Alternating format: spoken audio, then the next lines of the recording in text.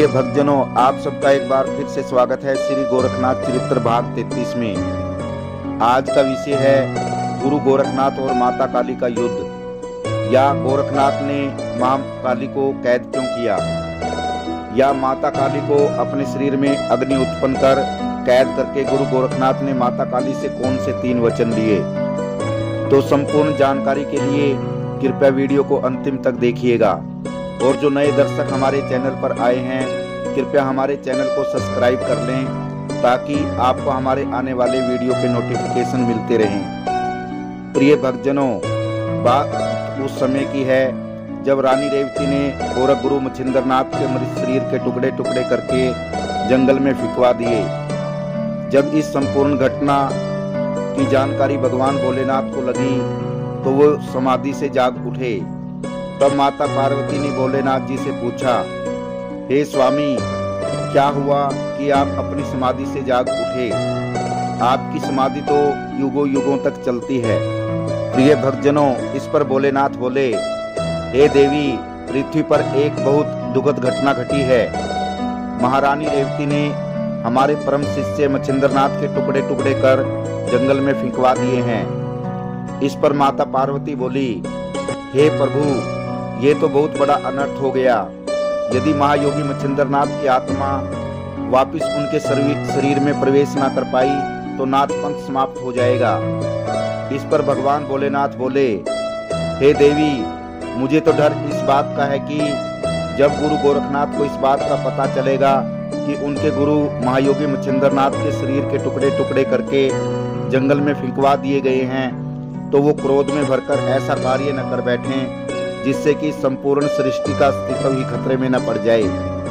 इस पर माता पार्वती बोली, हे भोलेनाथ, अब तो आप ही समस्या का समाधान कर सकते हैं। प्रिय भक्तजनों, माता पार्वती की बात सुनकर भगवान भोलेनाथ ने यक्षिणी को याद किया। इस प्रकार यक्षिणी प्रकट हुए तो भगवान शिव ने यक्षिणी को आदेश दिया, हे यक्षिणी, तुम चामुंडाओं, डंकनियों और भक्षिणियों को लेकर पृथ्वीलोक पर जाओ, जहाँ पर जंगल में तुम्हें योगी मच्छिंद्रनाथ के शरीर के टुकड़े मिलेंगे। तुम उनके शरीर के सारे टुकड़ों को इकट्ठा करके यहाँ कैलाश पर्वत पर लाकर वीरभद्र को सौंप दो। प्रिय भक्तजनों, इस प्रकार यक्षिणियों, चामुंडाओं और डंकनियों ने महायोगी मच्छिंद्रनाथ के शरीर को टुकड़ों को इकट्ठा कर कैलाश पर्वत पर वीरभद्र को सौंप दिया। प्रिय भक्तजनों, उधर 12 वर्ष खत्म होने से पूर्व गोरखनाथ अपने शिष्यों संग प्रयागराज के जंगलों में उसी चरवाई के पास पहुंचे और चरवाई से गुफा में चलने के लिए कहा, जहां महायोगी मच्छिंद्रनाथ का मृत शरीर रखा हुआ था।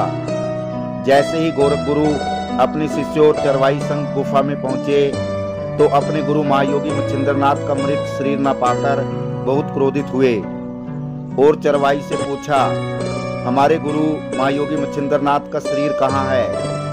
इस पर चरवाई ने गोरख गुरु को आग बबूला देख हाथ जोड़कर विनती करते हुए कहा, हे गुरु गोरखनाथ, यहाँ की महारानी रेवती ने आपके गुरु मच्छिंद्रनाथ के शरीर के टुकड़े टुकड़े कर जंगल में फिकवा दिए हैं।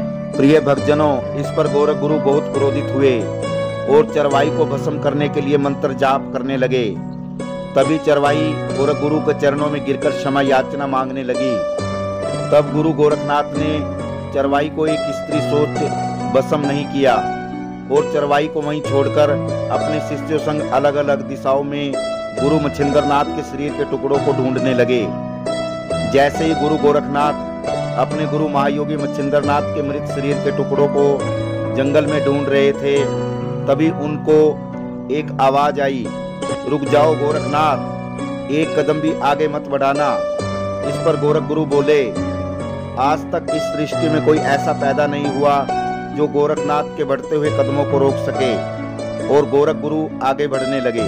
प्रिय भक्तजनों, तभी एक बार फिर से ध्वनि आई, गोरखनाथ रुक जाओ, मैं तुम्हें एक बार फिर से चेतावनी देती हूँ, रुक जाओ वरना मैं तुम्हें मौत के घाट उतार दूंगी। तब गोरख गुरु बोले, यदि तुम में इतना ही साहस है तो अपनी मायावी शक्तियों को समेटकर हमारे सामने आओ। ये तो उसके बाद पता चलेगा कौन किसको मौत के घाट उतारता है। तभी आवाज आई, तो ठीक है गोरखनाथ, मैं आ रही हूँ तुम्हारी मौत बनकर। प्रिय भक्तजनों, इस प्रकार महाकाली गुरु गोरखनाथ और उनके शिष्यों के सामने प्रकट हो गई। इस पर गुरु गोरखनाथ ने माता महाकाली को प्रणाम करते हुए कहा, हे माता काली, गोरखनाथ का प्रणाम स्वीकार करें, आप तो हम सभी के लिए पूजनीय हैं। प्रिय भक्तजनों, इस पर माता महाकाली ने क्रोध में भरकर जवाब दिया, गोरखनाथ मृत्यु को समीप देखकर समय याचना करने लगे, लेकिन अब तो बहुत देर हो चुकी है। गोरखनाथ, अब तो मेरा ये क्रोध तुम्हारे प्राण लेकर ही शांत होगा। इस पर गोरखनाथ जी बोले, हे माता, आप मुझ पर इतना क्रोधित क्यों हो रही है?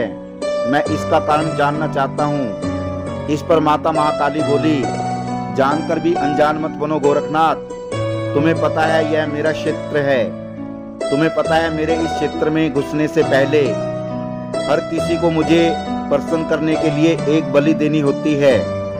यदि कोई ऐसा नहीं करता तो मैं स्वयं ही उसके शरीर के छोटे छोटे टुकड़े कर स्वयं ही अपनी बलि ले लेती हूँ।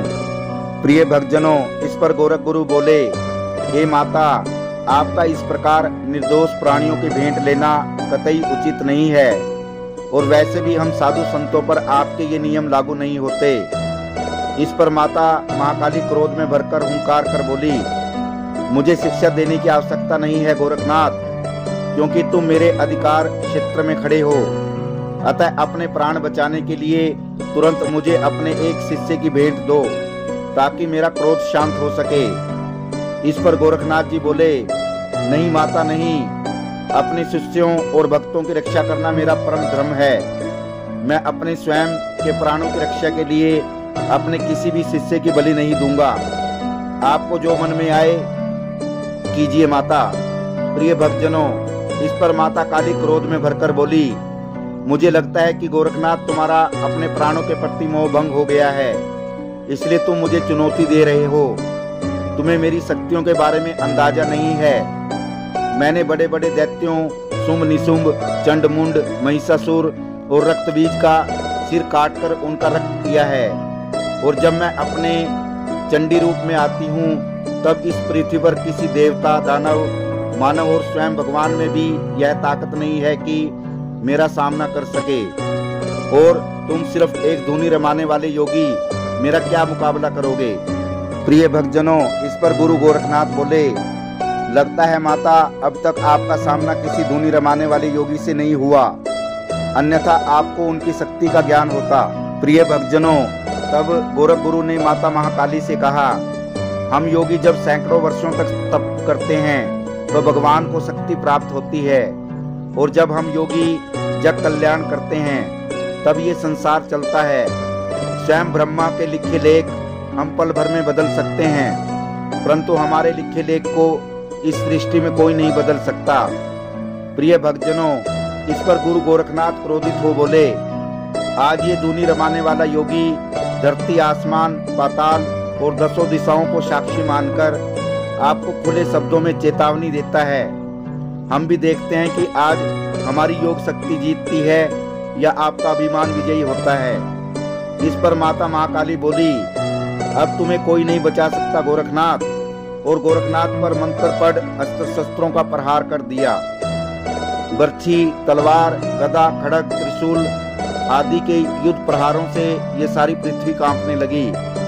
माता काली ने आग, पानी और भयंकर पहाड़ों से गुरु गोरखनाथ पर प्रहार किया, और गुरु गोरखनाथ भी उनके हर एक प्रहार का ईंट का जवाब पत्थर से देने लगे। पृथ्वी से लेकर आकाश और आकाश से लेकर पाताल तक गोरख गुरु और माता काली में भयंकर युद्ध छिड़ गया।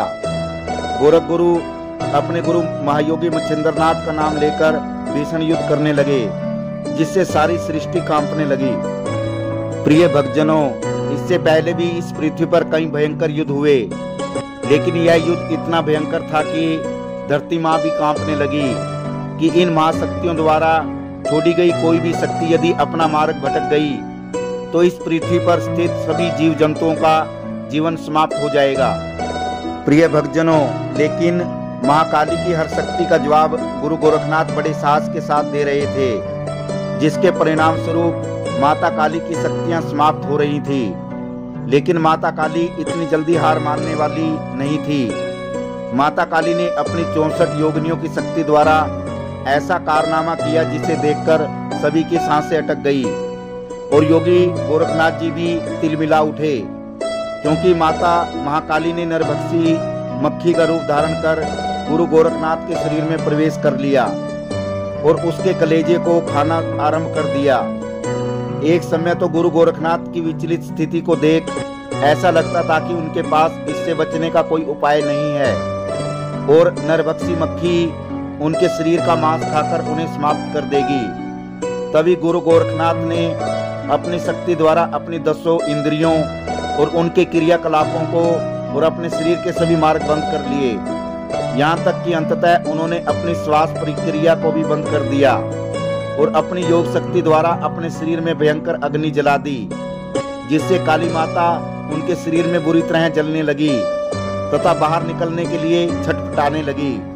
प्रिय भक्तजनों, इस प्रकार माता काली अपने प्राणों की भीख मांगते हुए कहने लगी, हे योगीराज, हे शिव अवतारी गोरखनाथ जी, मुझे बाहर निकाल दो। मैं पूरी तरह से अग्नि में जल रही हूँ, मुझसे ये पीड़ा सहन नहीं होती। मैं हार गई नाथ। शिरोमणि, तुम जीत गए। प्रिय भक्तजनों, इस पर गोरख गुरु बोले, आप तो शक्ति स्वरूपा हैं, आपका मुकाबला तो कोई भी नहीं कर सकता। प्रिय भक्तजनों, इस पर माता काली बोली, हे योगीराज गोरखनाथ, मुझे क्षमा करें और बाहर निकालें, क्योंकि आप में तो भगवान शिव का तेज है। अतः अपनी योग शक्ति समेटकर मुझे बाहर निकालिए योगीराज, मुझे कोई भेंट नहीं चाहिए। प्रिय भक्तजनों, इस पर गोरख गुरु बोले, नहीं माता, मैं आपको इस प्रकार बाहर नहीं निकाल सकता। इसके लिए आपको मुझे 3 वचन देने पड़ेंगे। यदि आपको ये स्वीकार हैं तो ही मैं आपको बाहर निकाल सकता हूँ। प्रिय भक्तजनों, आग में जलती माता ने कहा, हे योगीराज गोरखनाथ, मुझे सब मंजूर है, जल्दी अपने 3 वचन मांगो। मैं इस अग्नि को ज्यादा समय तक सहन नहीं कर सकती। तब गुरु गोरखनाथ ने पहला वचन मांगा कि माता, आज के बाद आप अपने किसी स्थान या मंदिर में किसी भी इंसान की भेंट नहीं लोगी। इस पर माता बोली, मैं वचन देती हूँ कि आज के बाद मैं किसी भी इंसान की भेंट नहीं लूंगी और इंसान अपनी इच्छा से जो भी चढ़ावा चढ़ाएगा उसे स्वीकार करूंगी। प्रिय भक्तजनों, माता महाकाली द्वारा पहला वचन स्वीकार करने के बाद गुरु गोरखनाथ ने दूसरा वचन मांगा, हे माता, आज के बाद जो भी इंसान आपके क्षेत्र या मंदिर में आएगा, आप ऊंच नीच का भेदभाव करे बगैर सबको सम्मान फल प्रदान करोगी। प्रिय भक्तजनों, तब गोरख गुरु ने तीसरा वचन मांगा, हे माता, आज के बाद आप किसी भी साधु संत का अपमान या तिरस्कार नहीं करोगी। प्रिय भक्तजनों, इस प्रकार माता काली ने गुरु गोरखनाथ के 3 वचन मान लिए और इस प्रकार गुरु गोरखनाथ ने माता काली को उस अग्नि से बाहर निकाल दिया। प्रिय भक्तजनों, माता काली को अग्नि से बाहर निकालने के बाद फिर गुरु गोरखनाथ अपने शिष्यों संग जंगल में अपने गुरु मच्छिंद्रनाथ के मृत शरीर के टुकड़ों को ढूंढने लगे। प्रिय भक्तजनों, ये था श्री गोरखनाथ चरित्र भाग 33। यदि ये वीडियो आपको पसंद आया हो तो वीडियो को शेयर करना और चैनल को सब्सक्राइब करना। आप सभी दर्शकों का धन्यवाद। जय श्री गोरखनाथ जी।